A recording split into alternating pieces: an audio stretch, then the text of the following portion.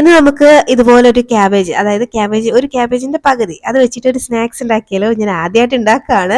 എങ്ങനെ ഉണ്ടാവുന്ന ഒരു ഐഡിയ ഇല്ലാതെ ഉണ്ടാക്കി നോക്കിയതാണ് കേട്ടോ. അപ്പോൾ ക്യാബേജും കുറച്ച് ഇഞ്ചി ചതച്ചതും, പിന്നെ അതിലേക്ക് ഒരു കപ്പ് കടലമാവ്, ഒരു അരക്കപ്പോളം നമ്മുടെ അരിപ്പൊടി ഉണ്ടല്ലോ അതും ചേർത്തിട്ട് ആവശ്യത്തിന് ഉപ്പും കുറച്ച് മുളക് പൊടിയും ചേർത്ത് കൊടുക്കുന്നുണ്ട്.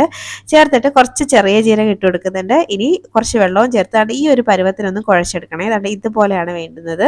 ഇനി നമുക്ക് ഒരു പാത്രത്തിൽ എണ്ണ ചൂടാക്കിയിട്ട് അതിലേക്ക് ഇത് കുറച്ചിങ്ങനെ ഇഷ്ടമുള്ള ഷേപ്പിലൊക്കെ ആക്കി ഒന്ന് ഇട്ട് കൊടുക്കാം.